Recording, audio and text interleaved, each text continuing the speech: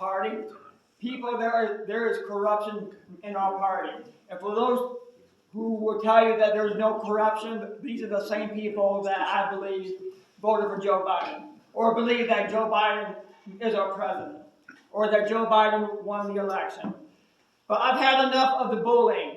Growing up, I was raised in a single-family home. My mom raised 8 children by herself, and we did not have the money. We didn't have the fancy things that most people had growing up, and we were picked on. We were bullied most of our lives, and not having a father in our lives, guess who had to step up to the plate? Yes. You. It was Big Brother that had to step up to the plate and protect my sisters and protect my brothers.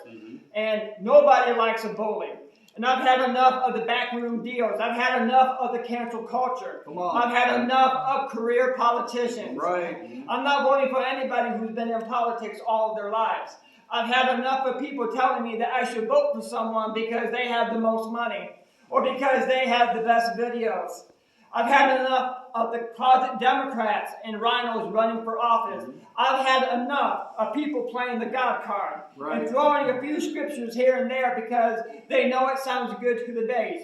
Yet they don't have a relationship with God, or they haven't even been to church in years except for election time. But I can tell you one thing about me is that I've been in ministry since I was 16 years old. I don't play just the God card just to get votes from the Republican base.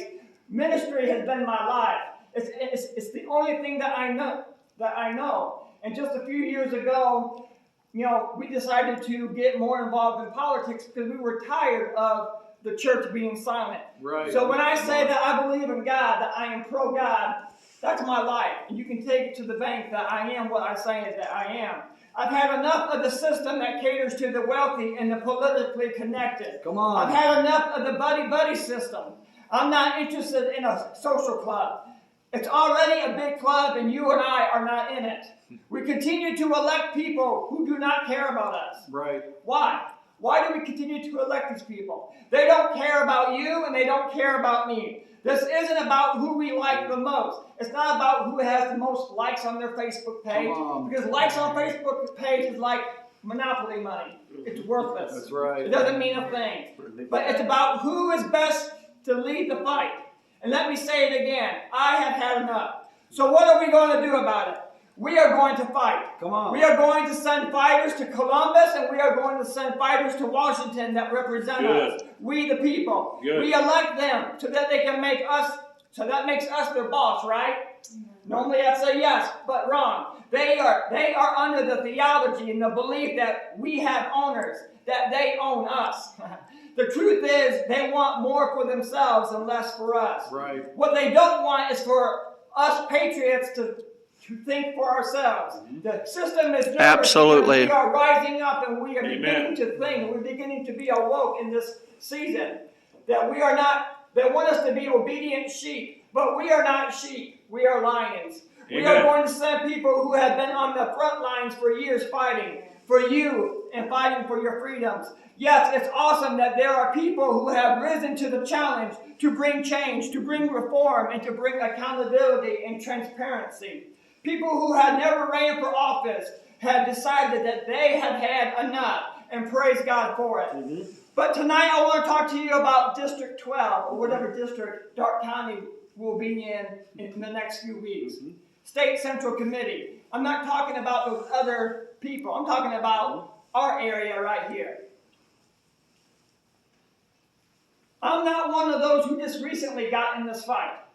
I've got a proven track record of fighting the swamp, fighting the GOP, fighting for our freedoms. With me, you get a fighter. In 2019, before the crazy mandates started happening, I co-founded On the Front Lines, Defending American Freedoms. At this point, we decided the church had remained silent long enough. It was at this point we became watchmen on the walls to call out injustices that we were witnessing. This was new territory for me, a new kind of war, and I became a new kind of warrior. I saw things in the party years ago that needed to be changed, and I began fighting. We lived in a county that was a cesspool of corruption. We had a sheriff that was arrested on a 42-count felony indictment, including stealing opioids.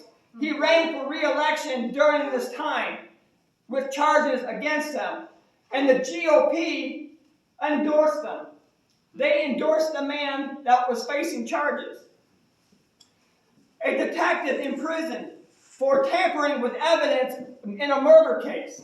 We had a prosecutor resign because of sexual misconduct. I wasn't afraid of the fight. I stood up for the women on the courthouse steps and demanding the resignation of our prosecutor.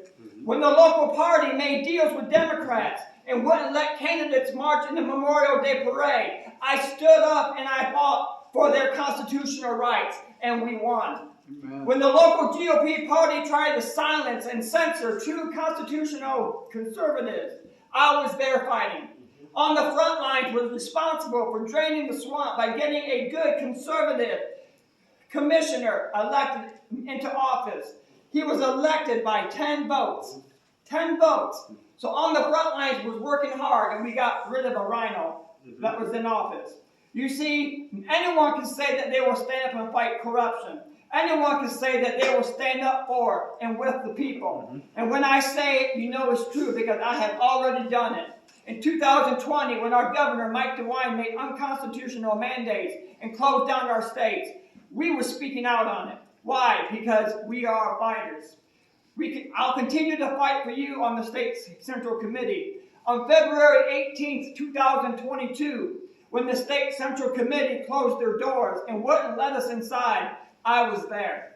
When they were deciding to endorse Mike DeWine for governor, a governor who has the same approval ratings as Joe Biden, I was there on the front lines, standing with other patriots, protesting, let us decide, let us decide. I have sat on my local county central committee. I've asked the tough questions. I've made the tough decisions that moved the party forward. With your vote, I'll continue to do the same in Columbus. I will fight to end primary endorsements. Now people will say, well, endorsements don't matter. Primary endorsements don't matter. But don't you realize that the same party that just endorsed Mike DeWine also endorsed John Kasich over Donald Trump? And guess who won the state of Ohio 6 years ago or 5 years ago? It wasn't Donald Trump, it was John Kasich. So endorsements do have power. But they think that they know more than we do. They think that we aren't capable of making that decision, and they make it for us. But I will fight to end primary endorsements. I will fight for roll call votes. They should put their job on the line with every vote that they cast. I will fight for a chairman that is elected by us and not the establishment. Not based on popularity, not based on money, not based on the swamp. I'll fight for a state party platform. Now, there's rumors going around that I'm a Democrat. I've never been a Democrat my whole life. And it's sad to say that there are people on the State Central Committee that are not pro-life. You believe that we actually elect people like that? That there are people on the State Central Committee that are not pro-Second Amendment. Wow. We need a platform in our party that every candidate that ever runs believes the same thing. Come on now. Yeah. Absolutely. That way we can hold everybody to the same standard. I have a proven track record of standing for the Constitution, but we need a state party platform. I will fight for a yearly audit. The same people that told me just recently that there's no corruption in the party, they said, there's no audit that needs to be done. There's no missing money. We'll produce the checks that they're asking for and prove to us that there's no problem. I'll fight to make the Grand Old Party great again. That's right, great again. I will work with the counties in my district to find good constitutional conservative candidates that will run for office. I want to help enthuse and energize the base on all levels in our district. We need fresh faces and need to also start looking to the younger generation. It's time to recruit, equip them to start leading the fight. I will help establish young Republican groups in each county. I will work to create a grassroots movement that will drain the swamp and keep Ohio red. I have spent the last 26 years serving ministry, giving everything that I have for helping people. Serving, that's what I do. With your vote, you are voting for someone who has a track record of fighting and fighting for change, fighting for freedom, and together we can make the GOP great again. I know how it is to be branded a troublemaker, and I am guilty. I am a troublemaker. But the apostles were branded troublemakers. Yeah, that's good. David was branded a troublemaker. Right. Elijah was Come on. branded a troublemaker. Yeah. So I am guilty as charged. And I know how it is to be hated for the gospel's sake. And I know how it is to be hated for the sake of liberty, because I stand for it. I've been called a sheep in wolf's clothing. I've been called evil. And I got news for them. I'm not a sheep, and neither am I a wolf. I'm a lion. Amen. And do we have any lions in the place tonight? I'm a lion. So let's get the story straight. And I got news for them. I'm not evil. I've stood in the face of evil, and I had evil for breakfast. Come on. I've been told that I should drop out. That being new to the area, I should wait my turn. And to those who believe that, let me share with you the secret to winning. You don't bench your best player.